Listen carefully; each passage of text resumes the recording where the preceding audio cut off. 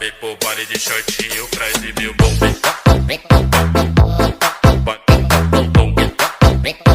Baile de shortinho pra exibir o bom.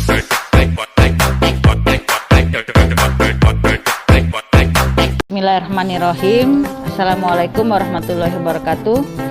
Kami dari kelompok 8 hari ini akan membahas modul 9. Sebelumnya kami akan perkenalkan diri dulu. Saya sendiri yaitu Ibu Nelly Ismayanti, kemudian Ibu Leni Sofia Oktarina, kemudian Ibu Rifatul Mahmuda, dan Ibu Rani Yolanda. Kami dari kelompok 8. Hari ini kami akan membahas modul 9 mengenai mendidik anak berkebutuhan khusus di SD biasa. Slide pertama tentang KB1, mengidentifikasi dan asesmen anak berkebutuhan khusus ya. Kemudian slide kedua kita lanjutkan mengenai teknik-teknik yang digunakan untuk mengidentifikasi anak berkebutuhan khusus. Lanjutkan, tekniknya ada 3 ya. Kemudian di bagian B ada asesmen lanjutannya, dan di KB2 ini ada tindak lanjut bagaimana pelayanan bagi pendidikan anak ABK ya, untuk mengidentifikasi jenis layanannya. Lanjutkan, mengembangkan program layanannya, pelaksanaannya, dan penilaian. Oke. Hari ini akan kami jelaskan satu persatu. Kami akan mulai dengan penjelasan yang Oke, kita mulai dengan identifikasi dan asesmen anak berkebutuhan khusus.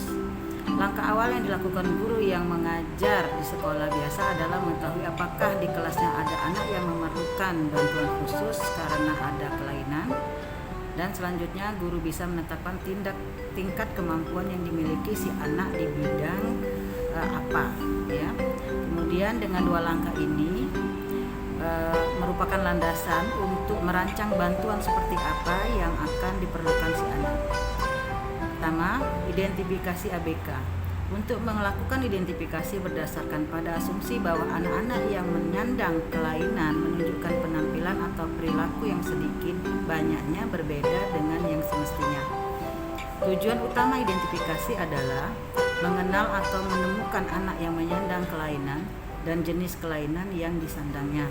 Kemudian dengan identifikasi, guru dapat mengkategorikan apakah si anak menyandang gangguan penglihatan atau tunadaksa, atau ada gangguan pendengaran atau gangguan yang lainnya.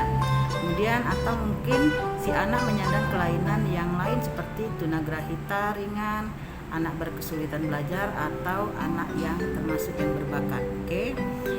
Untuk teknik yang digunakan dalam identifikasi anak berkebutuhan khusus ada 3 teknik. Yang pertama, teknik observasi, yaitu teknik ini paling banyak digunakan dalam identifikasi anak berkebutuhan khusus ya. Observasi yang sengaja dilakukan atau tidak sengaja dilakukan ini biasanya kita lakukan di kelas. Guru dapat mengamati cara anak membaca huruf di papan tulis dan juga sikapnya membaca dari buku.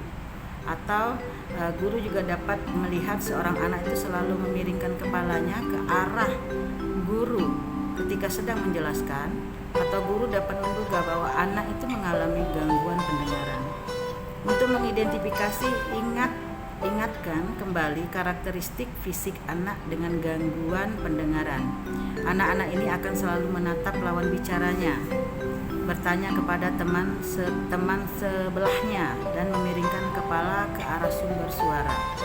Nah, ini bisa dikategorikan bahwa anak ini mengalami kelainan pendengaran ya. Kemudian yang lainnya, misalnya anak tunagrahita ringan, tunalaras, berkesulitan belajar, dan berbakat. Dalam hal ini teknik observasi tidaklah cukup, harus disertai dengan teknik-teknik lain ya. Kemudian yang kedua adalah teknik wawancara. Teknik wawancara dilakukan bila observasi belum menemukan dugaan. Guru dapat melakukan teknik wawancara. Teknik wawancara ini bisa kita lakukan dengan orang tua siswa, atau dengan teman-teman si anak, atau dengan guru lain yang sering menghadapi si anak ini. Kemudian wawancara itu tentunya difokuskan pada data yang telah kita peroleh. Oke. Kemudian guru bisa menduga apakah dugaannya benar atau salah. Contoh, bila si anak dipanggil, apakah cepat dia menyahut? Kalau dia kurang cepat menyahut, berarti kita menduga ada gangguan pendengaran. Kemudian teknik sederhana, tes sederhana. Teknik tes sederhana dibuat oleh guru baik berupa tes perbuatan maupun tes tertulis. Misalnya guru membuat tes membaca singkat untuk melihat apakah si anak mempunyai kesulitan belajar, atau membaca dari meja ke papan tulis, apakah anak ada gangguan penglihatan. Berdasarkan pengamatan, wawancara, dan tes sederhana, guru dapat menyimpulkan bahwa anak menyandang kelainan atau tidak. Dan kemudian guru menetapkan tingkat kelainannya atau tingkat kemampuan anak, sehingga kebutuhan layanan pendidikan yang diperlukan dapat diberikan. Kemudian selanjutnya akan dilanjutkan oleh teman saya, Ibu Leni Octavia. Baiklah, saya akan melanjutkan slide berikutnya. Saya Leni Sofia Oktarina akan membacakan masih di kegiatan belajar 1 yang B, asesmen. Secara harfiah, asesmen berarti penafsiran atau penilaian.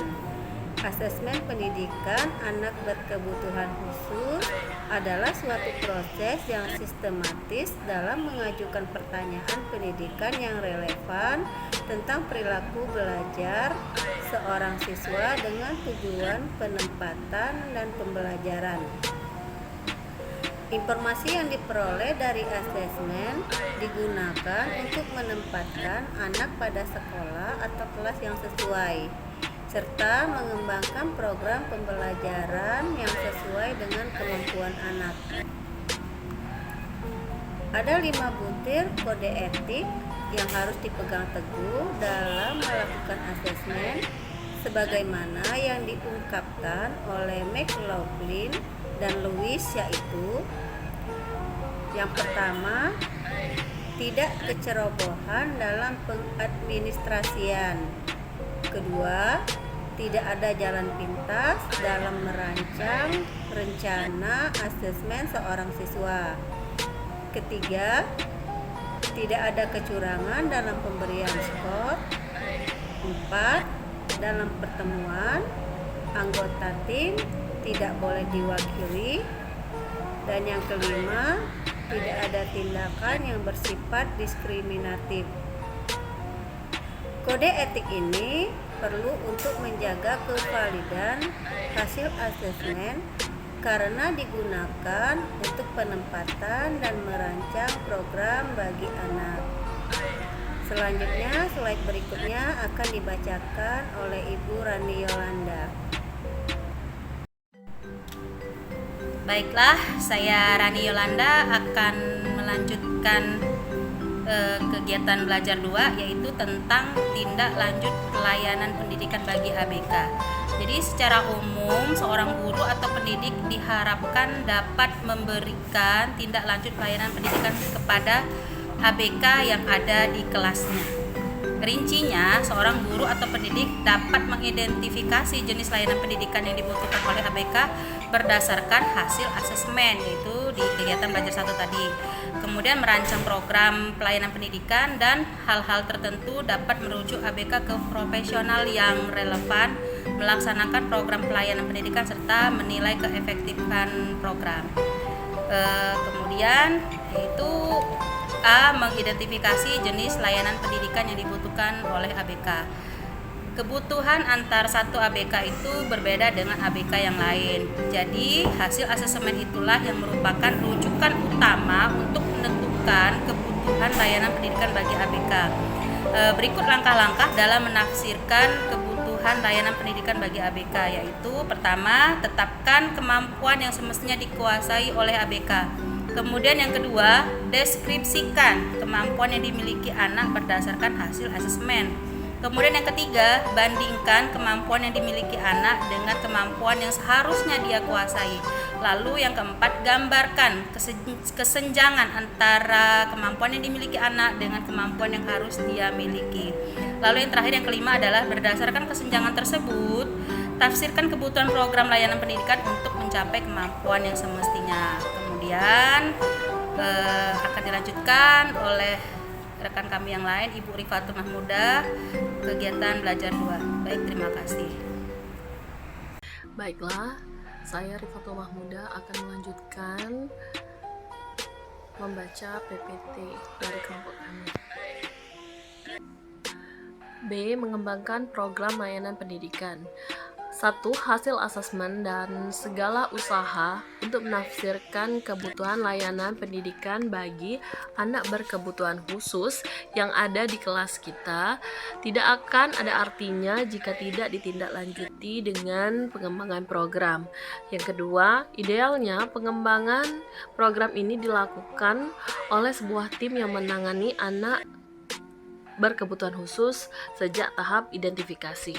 3. Program yang disusun adalah program pengajaran individu atau PPI yang memuat identitas siswa secara jelas, lengkap dengan masalah dan kemampuan yang dikuasai, serta dilengkapi dengan komponen rancangan pembelajaran, yaitu tujuan materi, kegiatan, dan penilaian.